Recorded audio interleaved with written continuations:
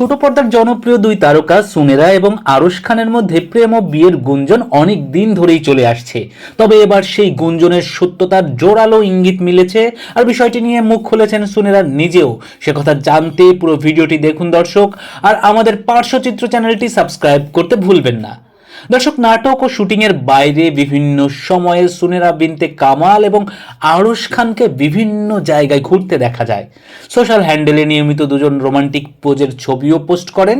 সেরকমই একটি ছবি নিয়ে এবার বিয়ের গুঞ্জনের পাল্লা ভারী হয়েছে, যদিও বিয়ের ইঙ্গিত মিলেছে মূলত আরেক অভিনেতা ইরফান সাজ্জাদের একটি পোস্টের কারণে।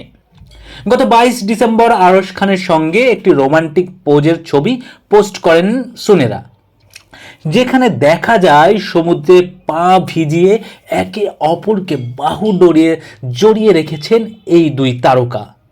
এমন ছবি অবশ্য আগেও পোস্ট করেছেন তারা, তবে বিপত্তি বাঁধিয়েছেন ইরফান সাজ্জাদ। তিনি ওই ছবিটি নিজের ফেসবুক আইডি থেকে শেয়ার করেছেন আরশের মুখ ঢেকে, আর ক্যাপশনে লিখেছেন, সায়রা তীব্র প্রতিবাদ জানাই। আর এতেই নেটিজেনদের মনে সন্দেহ বেড়ে গেছে, গোপনে বিয়ে করার কারণেই কি তীব্র প্রতিবাদ জানালেন ইরফান সাজ্জাদ? দর্শক, এখানে একটু বলে রাখা ভালো যে ইরফান সাজ্জাদ এবং সুনেরা অভিনীত এটা আমাদের গল্প নাটকে সুনেরার চরিত্রের নাম সায়রা। এদিকে আরশ ও সুনেরার ওই ছবিটা নেট দুনিয়ায় ছড়িয়ে পড়ার পর থেকেই এই জুটিকে অনেকেই অভিনন্দন জানাচ্ছেন।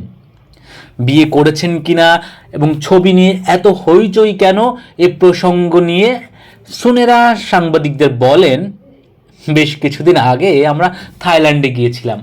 সেখানে একসঙ্গে 6টি নাটকের শুটিং করেছি। সব নাটকেই সহশিল্পী ছিলেন আরশ খান। শুটিংয়ের ফাঁকে সাধারণত ছবি তোলা হয় না। একটি দৃশ্য ধারণের সময় এই ছবিটি তোলা হয়েছিল। ছবিটি আমার খুব ভালো লেগেছিল, তাই ফেসবুকে পোস্ট করি। এটা নিয়ে কেন এত হইচই হচ্ছে, কেন সবাই অভিনন্দন জানাচ্ছেন, এটা আমি জানি না। দর্শক, সুনেরা বর্তমানে শুটিংয়ের জন্য নেপালে রয়েছেন।